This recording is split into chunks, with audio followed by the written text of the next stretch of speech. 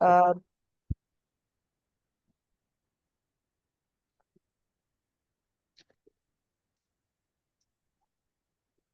जी, हम rules for assigning oxidation numbers, ये हमने लास्ट लेक्चर में भी थोड़ा सा देखा था। और आज हम इनकी थोड़ी सी प्रैक्टिस भी करेंगे। तो सबसे पहला रूल जो हमने पढ़ा था, oxidation state of an atom in A free element is zero. यानी जब वो एलिमेंट की हालत में है और उसने कोई भी कंपाउंड नहीं बनाया हुआ, तो उस वक्त उसकी ऑक्सीडेशन स्टेट जीरो लेंगे। अभी जब हम कैलकुलेट करेंगे तो उसमें हम उसकी जीरो लेंगे। इसी तरीके से the oxidation state of monoatomic ion is equal to its charge. यानी अगर एक आयन एक एटम पर मुश्तमिल है, बच्चों आयन जो होते हैं ना, वो दो या दो से ज्यादा एटम्स पे भी मुश्तमिल हो सकते हैं, और एक एटम पर भी। तो ये एक एटम का रूल बता रहा है कि अगर किसी मोनोएटॉमिक आयन की बात की जाए तो उसकी ऑक्सीडेशन स्टेट वही होती है जो उसका चार्ज होता है। फॉर एग्जाम्पल, क्लोरीन की ऑक्सीडेशन स्टेट -1 है, तो इसका चार्ज भी जो हम लेंगे जब ऑक्सीजन स्टेट कैलकुलेट करने जाएंगे, तो वो ही लेंगे जो इसका चार्ज है। -1 चार्ज है तो -1 इसकी ऑक्सीडेशन स्टेट होगी। सोडियम के +1 चार्ज है तो +1 ही उसकी ऑक्सीडेशन स्टेट होगी।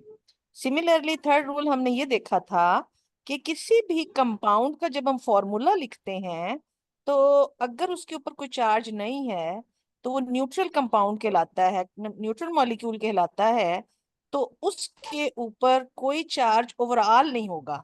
यानी तमाम एटम्स का मिलाकर सम जो है जीरो होगा। यानी जितने उसमें पॉजिटिव ऑक्सीडेशन स्टेट्स होंगी, उतने ही उसमें नेगेटिव ऑक्सीडेशन स्टेट्स होंगी। एग्जाम्पल के तौर पर वाटर लीजिए। वाटर के अंदर -2 है ऑक्सीजन की, एंड सिमिलरली -2 को बैलेंस कर रहे हैं दो पॉजिटिव चार्जेस, जिसमें से एक एक हाइड्रोजन पर है और दूसरा दूसरी हाइड्रोजन एटम पर है। तो ओवरऑल +2 एंड -2 कैंसिल कर देते हैं, तो मॉलिक्यूल की ऑक्सीडेशन स्टेट क्या हो जाती है? जीरो हो जाती है।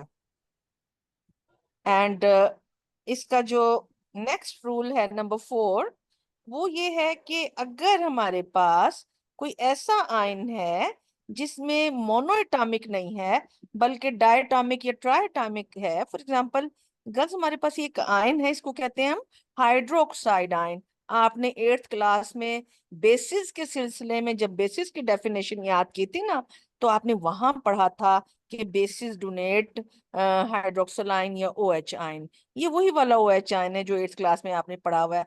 अब ये एक ऐसा आयन है गर्ल्स कि इसमें दो एटम है।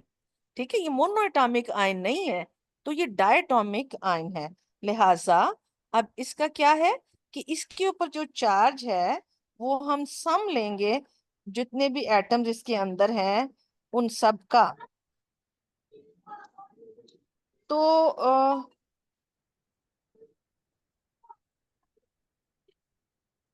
तो अभी जो है यहाँ पर sum of the oxidation state in an ion is equal to the charge of the ion। यहाँ पर फॉर एग्जाम्पल हमने ये OH का देखा। OH पे जो चार्ज है वो किस लिए -1 लिखा हुआ है? क्योंकि इसका जो है -1, ऑक्सीजन का टोटल -2 होता है, जैसे हमने अभी वाटर में देखा था। हाइड्रोजन का +1 होता है। -2 +1 जब हो जाएगा तो -1 बच जाएगा, वो इसके ऊपर आ जाता है। सिमिलरली कार्बन का आपको पता है 4th ग्रुप से है, तो इसके ऊपर +4 चार्ज होता है, जबकि एक ऑक्सीजन पर -2 होता है। -2 -2 -2, तो कितने माइनस हो गए? -6। -6 और +4 जब करेंगे तो क्या बाकी बचेगा? -2।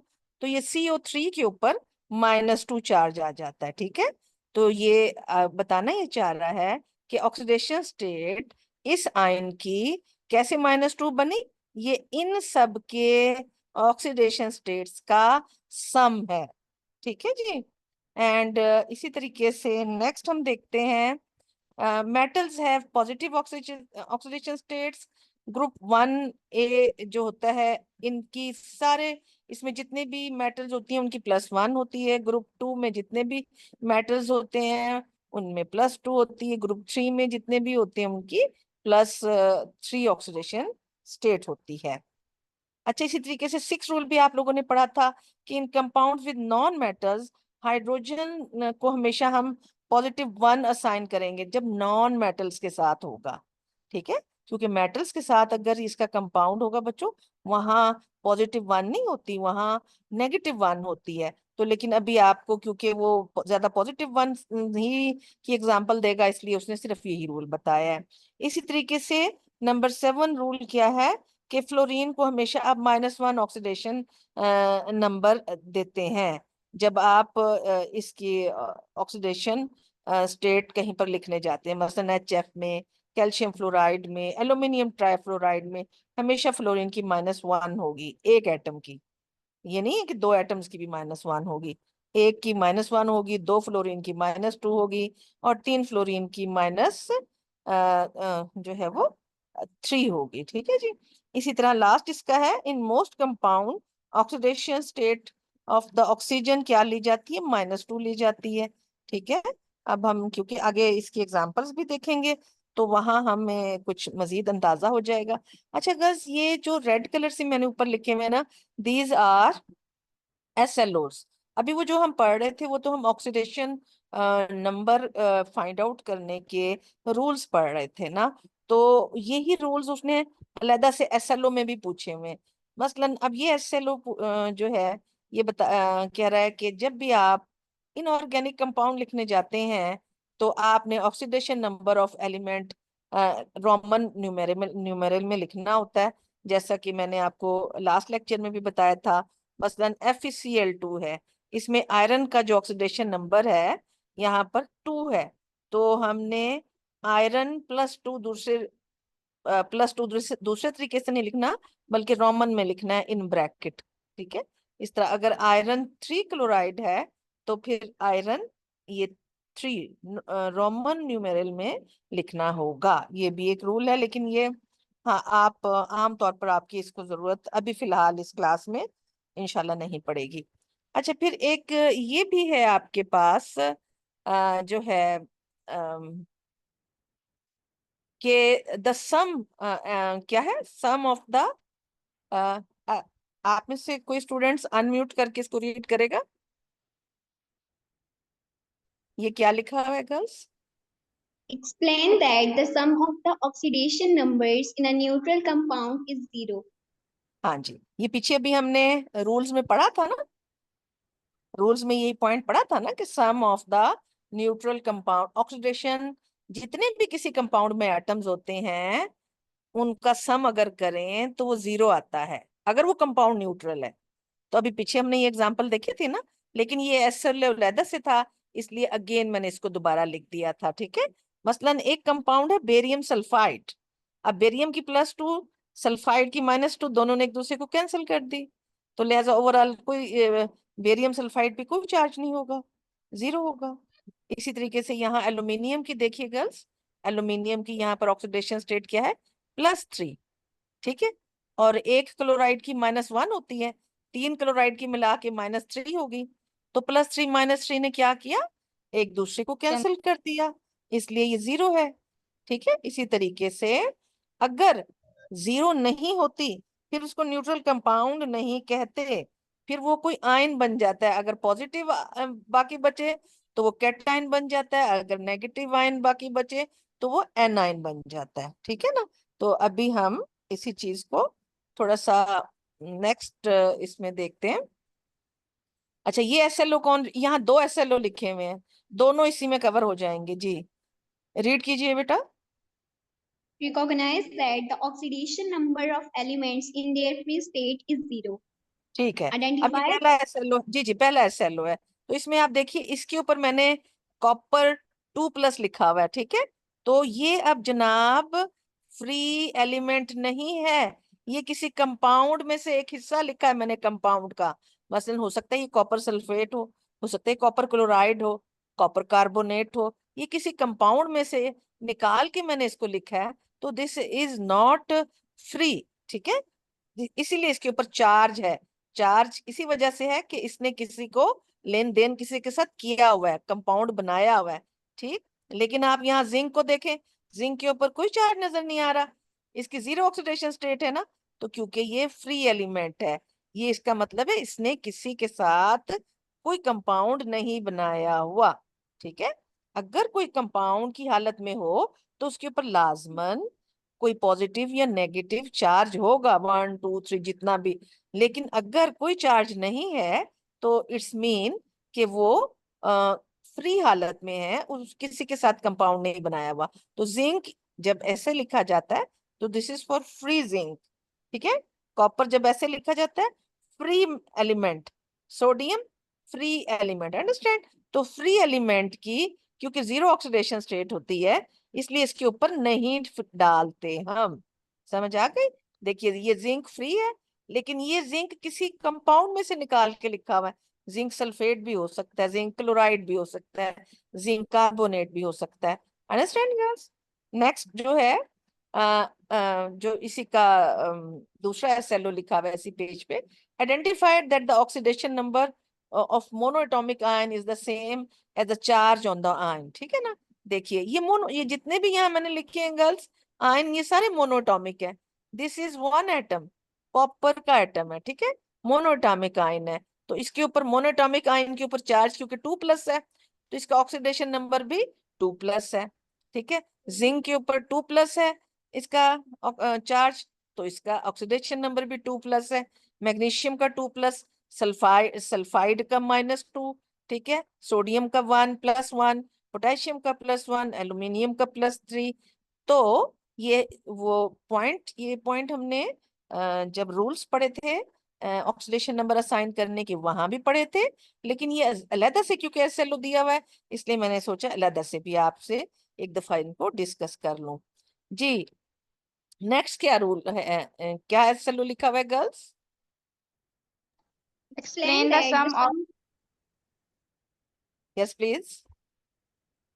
explain that the sum of the oxidation number in an ion is equal to the charge of the ion.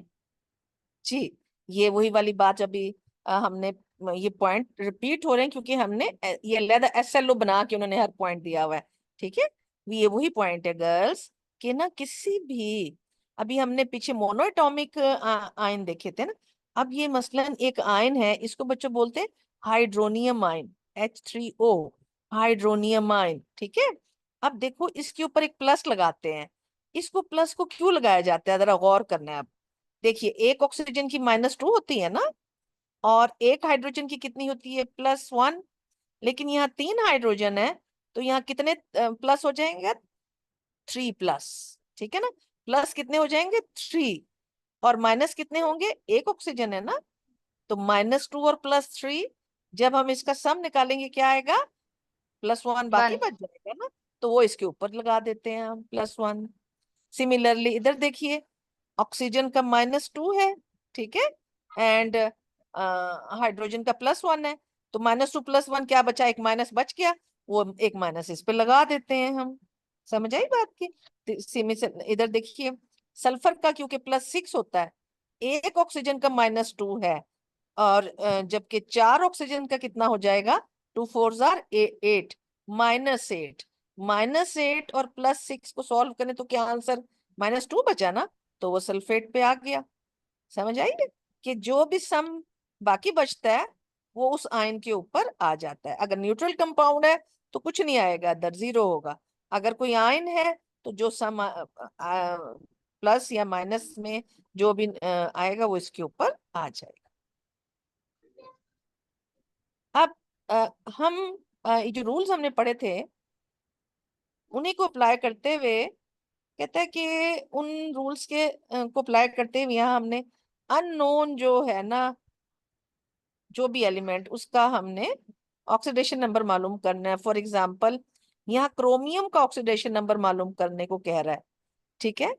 अब क्रोमियम, ये पोटाशियम बच्चों, इस जो है पूरे मॉलिक्यूल का नाम है पोटाशियम डाइक्रोमेट, ठीक है, पोटाशियम डाइक्रोमेट। ये पोटेशियम डाइक्रोमेट में कह रहा है क्रोमियम की ऑक्सीडेशन स्टेट मालूम करनी है, ठीक है। अच्छा, अब कैसे मालूम करनी है बाकी ये हमें बताएगा नहीं, ये हमें वो रूल्स याद करने होते हैं, उन रूल्स को अप्लाई करना होता है। देखें अब हम कैसे अप्लाई करेंगे। आपको पता है potassium belongs to first group ना, तो इसकी क्या ऑक्सीडेशन स्टेट है, +1, ठीक है। तो पोटेशियम की +1 लिख देंगे, लेकिन क्योंकि दो पोटेशियम लगे हुए हैं ना गर्ल्स, इसलिए +1 एक दफा तो नहीं है, तो 2 से मल्टीप्लाई करेंगे, 2 मल्टीप्लाइड बाय +1, ये किसका हिस्सा आ गया, पोटेशियम का। अच्छा प्लस, अब क्रोमियम की तो मालूम करनी है ना, लेकिन दो क्रोमियम है ना, तो लिहाजा हम 2x, x फॉर होता है अननोन, यानी इसको तो अभी हमने मालूम करना है, कैलकुलेट करना है, ठीक हो गया। 2 किस लिए लगाया, क्योंकि ये 2 क्रोमियम है इसलिए 2x लगा दिया, ठीक है। प्लस अब हमारे पास क्या आएगा, ये देखिए, अब ये 7 है, ये 7 इधर आ जाएगा, क्योंकि एक ऑक्सीजन की -2 है, लिहाजा -2 से ये 7 मल्टीप्लाई हो जाएगा। तो हम potassium plus chromium plus oxygen, क्योंकि न्यूट्रल एटम है तो इनका सम किस चीज के बराबर आता है, ऑक्सीडेशन नंबर का 0 के बराबर आ जाता है, ठीक है। अब हम इनको कैलकुलेट करते हैं। देखिए 2 मल्टीप्लाई बाय 2 हो गया, प्लस ये 2x आ गया, 7 मल्टीप्लाइड बाय 2 -14 आ गया, इज इक्वल टू, क्योंकि ये सम 0 होता है न्यूट्रल कंपाउंड में, 0 आ गया।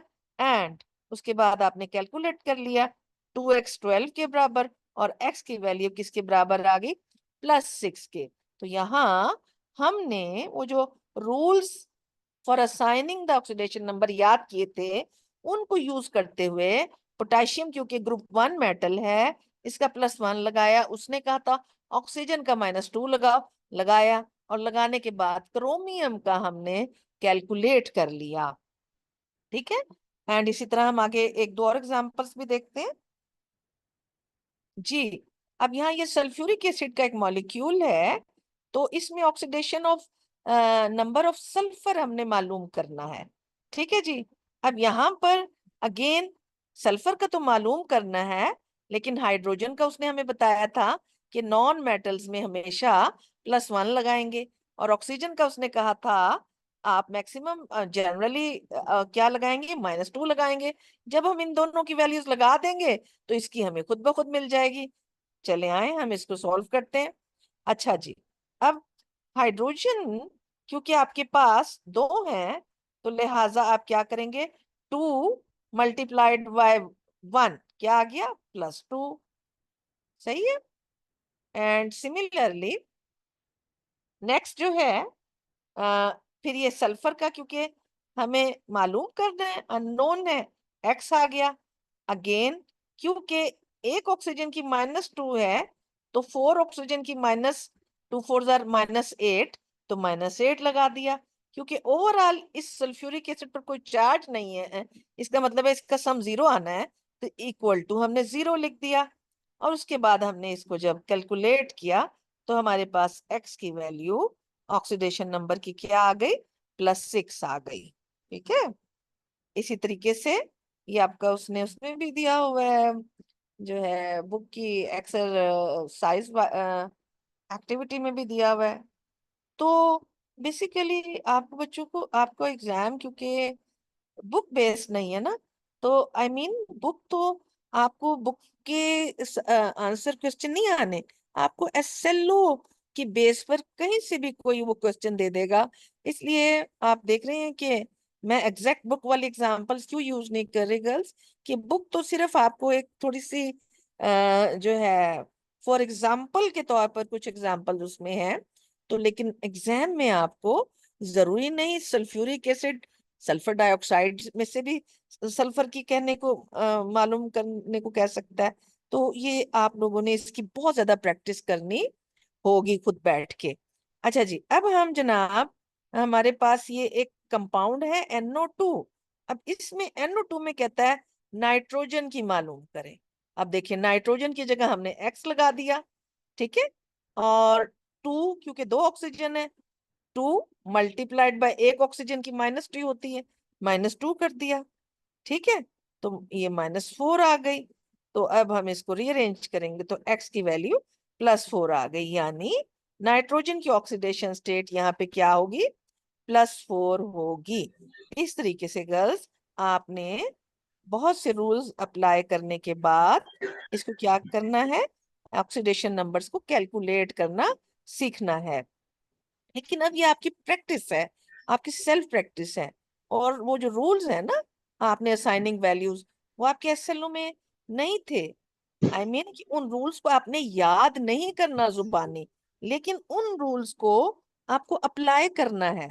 इस तरह भी अप्लाई करना है, और जिस तरह मैंने आपको वो 1 बाय 1 रेड कलर के एसएलओस के फॉर्म में दिखाए, उस तरह भी वो कह सकते हैं प्रूव करें, prove that sum of the oxidation numbers of a neutral compound is 0। तो आप सबकी लगा के तो टोटल आपका 0 आ जाएगा। ठीक है। अच्छा, अब आपका ये जो है एक और एसएलओ है, और ये एसएलओ बड़ा समझना एक यानी आपको बहुत ध्यान से इसको समझना है। जी, कौन सा स्टूडेंट इस एसएलओ को पढ़ेगा?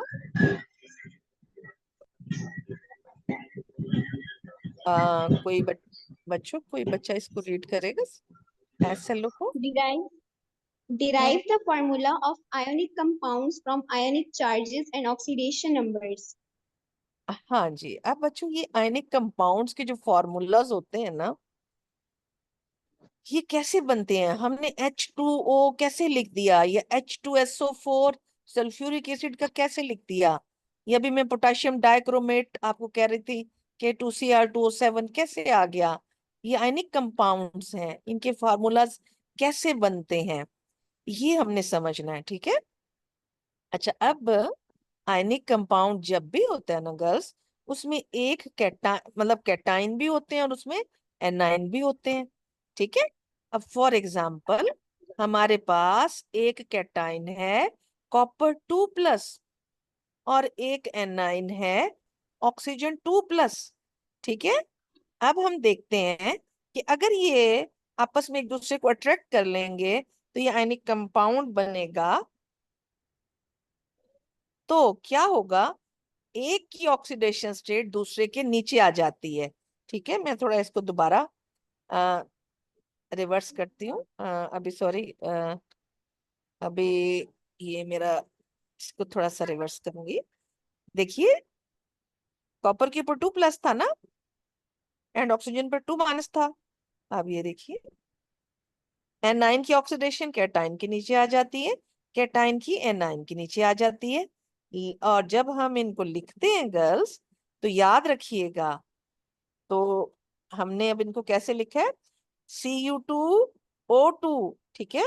अब देखिए, माइनस और प्लस एक दूसरे को क्योंकि कैंसल कर देते हैं, चार्जेस जो हैं हम यहाँ पर नहीं लिखेंगे। अच्छा, फिर क्या होता है, सबसे पहले में ये तो एक दूसरे के नीचे ऑक्सीडेशन स्टेट एक दूसरे के नीचे आ जाएगी। दूसरे नंबर पर हम फॉर्मूला को सिंपल कर लेते हैं। मसलन दोनों के नीचे अगर 2 है तो इनको 2 से डिवाइड, सेम नंबर से डिवाइड कर लेंगे। तो हम फॉर्मूला क्या लिखते हैं इसका, डिवाइडेड बाय 2 करने के बाद कॉपर, सिंपल कॉपर ऑक्साइड। ठीक है। अभी हम आगे इसकी 2-3 एग्जांपल्स और करेंगे, इंशाल्लाह आपको बिल्कुल क्लियर हो जाएगा ये। नेक्स्ट, अब हमारे पास एक कैटाइन है, क्या है, Aluminium+3। ठीक है। और इसी तरह एक एनाइन है, ऑक्साइड आयन इसको बोलते हैं। ठीक है, मैंने आपको पहले भी बताया था, नेगेटिव आयन के साथ आमतौर पर आइड का लफ्ज लग जाता है, oxide, fluoride, bromide, iodide, sulphide. ठीक है, जो सिंगल एटम पर मुश्तमिल होते हैं एनाइन, उनके साथ। अच्छा, अब देखें, अब इनके ये आपस में क्योंकि अट्रैक्ट करते हैं और बॉन्ड बनाते हैं, तो इनको फॉर्मूला जो है, अब देखिए हम कैसे लिखेंगे भला।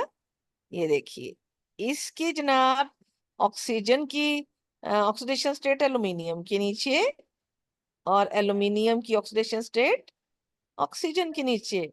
ठीक है। फार्मूला बनाते हुए आयनिक कंपाउंड का इसी तरह लिखा जाता है, एक की ऑक्सीडेशन स्टेट दूसरे के नीचे आ जाती है। लेकिन अब आपके जहन में ये क्वेश्चन आएगा कि माइनस जो है वो 2 है, और जो प्लस जो है वो कितने हैं, 3 है, ये एक दूसरे को कैंसिल कैसे करेंगे? ठीक है, अब मैं आपको बताती हूँ ये किस तरह कैंसिल एक दूसरे को करेंगे। इसका फार्मूला Al2O3 है, लेकिन अभी हमने ये देखना है कि ये किस तरीके से एक दूसरे को कैंसिल करेंगे। Al2 का मतलब है 2 एल्यूमिनियम, ठीक है, और O3 का मतलब है 3 ऑक्सीजन।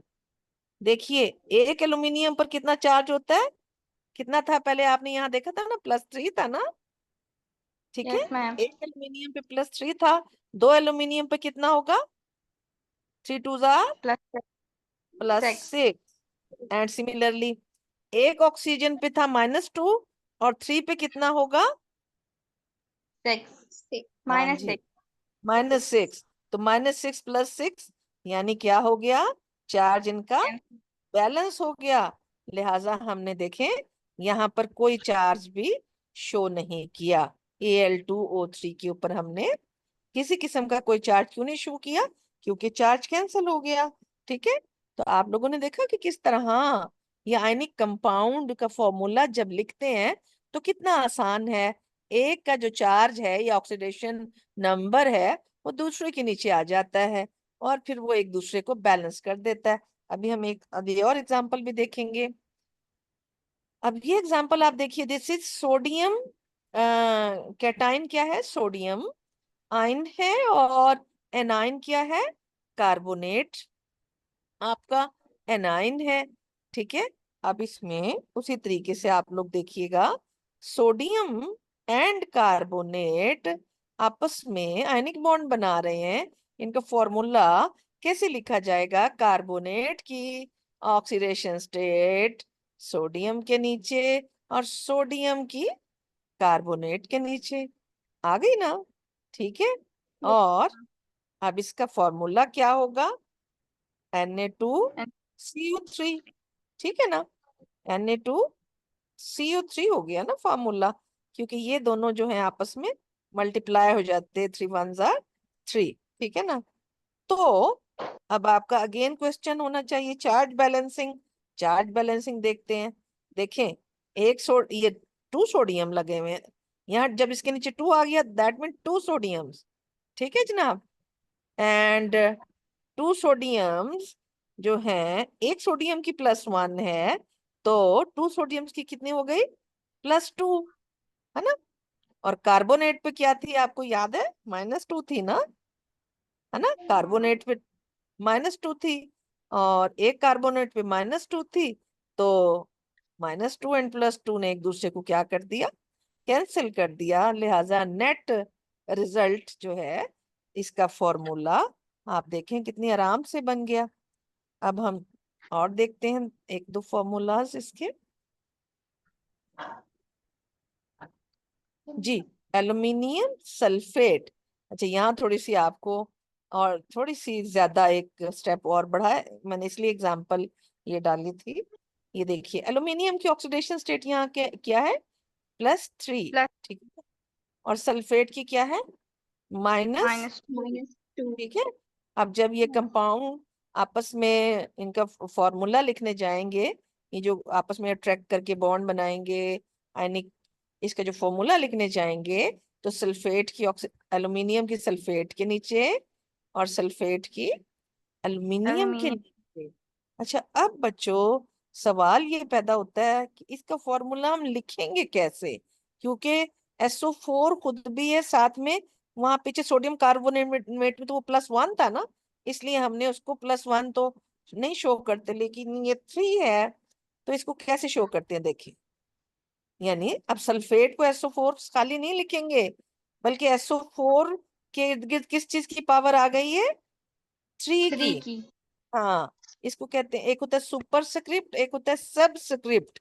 तो सल्फेट का सबस्क्रिप्ट क्या हो गया, 3 हो गया है, ठीक है। और एल्यूमिनियम का सबस्क्रिप्ट क्या 2। हो गया, 2 हो गया है। तो एल्यूमिनियम सल्फेट का फार्मूला हम इस तरह लिखते हैं, सल्फेट के नीचे एल्यूमिनियम की वैलेंसी और एल्यूमिनियम के नीचे सल्फेट की ऑक्सीडेशन स्टेट या चार्ज, ठीक है ना। और कैसे बैलेंस होंगे ये, अब आपको पता है एक एल्यूमिनियम जो है एक एल्यूमिनियम के ऊपर +3 थी, 2 एल्यूमिनियम जो है मल्टीप्लाई करके +6 दे देंगे। एंड इसी तरीके से एक सल्फेट की -2 थी, तो 3 सल्फेट आयन कितने दे देंगे, -6 दे देंगे। -6 और +6 एक दूसरे को कैंसिल कर देंगे, लिहाजा आपका एल्यूमिनियम सल्फेट का फॉर्मूला बन जाएगा। तो फॉर्मूला बनाना अब आपको आ गया है, ठीक है। तो इसी तरह ये उसी SLO को अगेन प्लीज रीड करेगा स्टूडेंट कोई SLO। Derive the formula Drive. Derive the, हाँ जी, derive the formula of ionic compounds from ionic charges and हाँ oxidation number. हाँ जी, आयनिक चार्ज वही होता है ना जो ऑक्सीडेशन नंबर होता है, तो वही जो हमने पीछे प्रैक्टिस की थी वही है। देखिए सोडियम क्लोराइड, इसका +1 है, इसका -1 है, तो NaCl है ना। मैग्नीशियम हाइड्रोक्साइड, इसका -1 है, इसका +2 है ना, इसके नीचे इसका 2 आ गया, देखिए, है ना, मैग्नीशियम हाइड्रोक्साइड बन गया ना। इसी तरह लिथियम का +1 था, ऑक्सीजन के नीचे आ गया, ऑक्सीजन का 2 लिथियम के नीचे आ गया। देखिए इसी तरह बेरियम का 2 नाइट्रेट के नीचे आ गया, नाइट्रेट का माइनस बेरियम के नीचे, मतलब 1 तो नहीं ना लिखते, इसलिए नहीं लिखा हुआ नीचे, ठीक है। इसी तरह एल्यूमिनियम कार्बेट, कार्बोनेट में एल्यूमिनियम का 3 कार्बोनेट के नीचे आ गया, और कार्बोनेट का 2 एल्यूमिनियम के नीचे आ गया। और मैंने चार्ज की बैलेंसिंग तो आपको करके दिखा दी है ना, इतनी सारी एग्जांपल्स में इस तरह इनका चार्ज भी बैलेंस हो जाता है। तो अब आपका टाइम जो है शॉर्ट रह गया है।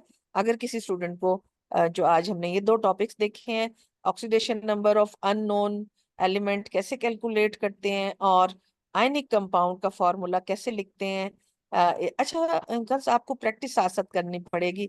अगर आप लोग प्रैक्टिस खुद से नहीं करेंगे तो फिर आपको ये चीजें जो हैं उस तरह समझ नहीं आएंगी और मजा नहीं देंगी, ठीक है। चलें, अब फिर मेरा ख्याल है हम एंड करते हैं, और कोई क्वेश्चन होगा तो आप व्हाट्सएप पे भी मुझसे पूछ लीजिएगा, और फिर इंशाल्लाह ताला हम इसको